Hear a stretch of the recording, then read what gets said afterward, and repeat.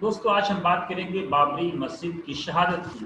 बाबरी मस्जिद की शहादत से जुड़ी एक बहुत बड़ी खबर है। आज कोर्ट का फैसला आया है, यानी 30 सितंबर 2020 को आज कोर्ट ने अपने फैसले में इस बात को स्वीकारा है कि जिन 32 लोगों को इस मामले में आरोपित किया गया था, आरोपी बनाया गया था, दरअसल वो लोग आरोपी नहीं थे, बल्कि जो हुजूम था, जो इज्तिहाम था, जो भीड़ थी, जो अराजक तत्व थे, ये लोग उनको समझाने बुझाने, उनको रोकने, उनको मनाने की कोशिश कर रहे थे। इसमें इनकी कोई साजिश नहीं है, ना ही पहले से कोई सुनियोजित प्लानिंग थी, बल्कि पहले से कोई ऐसा इरादा नहीं था बाबरी मस्जिद को गिराने का। अराजक तत्व आते हैं, बाबरी मस्जिद गिर जाती है।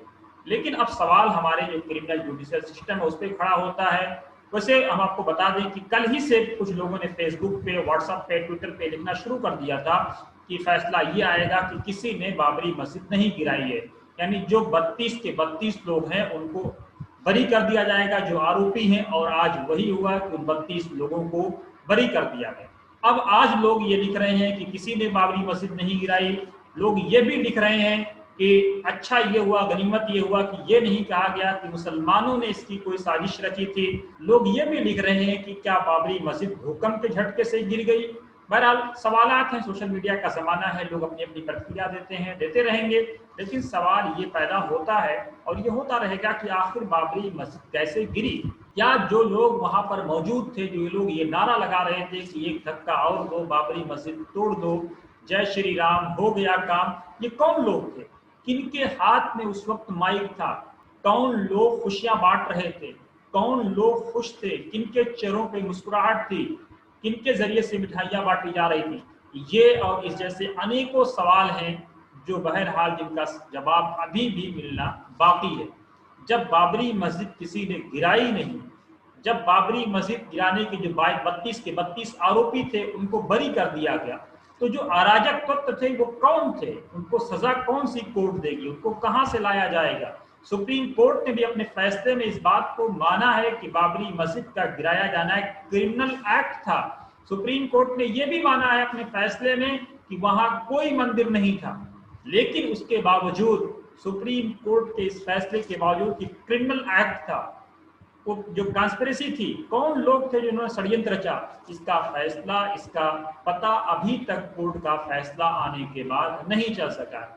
लेकिन सवाल ये भी पैदा होता है कि जो उस वक्त की सरकारें थी, जो कल्याण सिंह उत्तर प्रदेश में मुख्यमंत्री थे, उनका क्या रोल था? सवाल ये भी पैदा होता है कि जो उस वक्त केंद्र की नरसिम्हा राव की सरकार थी, कांग्रेस के नेतृत्व वाली, कहा यह जाता है कि नरसिम्हा राव जी पूजा परिक्रमा में लगे हुए थे, उनको बताया गया लेकिन वो अपनी पूजा परिक्रमा में लगे रहे, उनको उससे कोई मतलब नहीं रहा। उसके बाद जब होश आया तब तक बाबरी मस्जिद गिर चुकी थी। लेकिन ये इस जैसे अनेकों सवाल हैं जिनका बहरहाल जवाब मिलता रहेगा।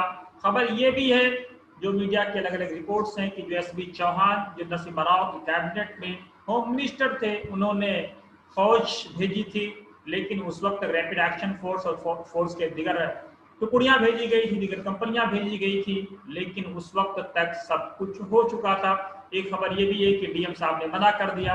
लेकिन कहा यह जा रहा है, पॉलिटिकल जानकार, कानून के जानकार ये मानते हैं कि अगर केंद्र सरकार कुछ करना चाहती तो केंद्र सरकार को करने से कोई नहीं रोक सकता था। उस वक्त के कांग्रेस के नेतृत्व ने खुद नरसिम्हा राव जी ने इस बात का वादा किया था कि वो बाबरी मस्जिद बना के देंगे। अब सवाल ये है कि बाबरी मस्जिद की जगह पर राम मंदिर बनाने का सुप्रीम कोर्ट का फैसला आ चुका है।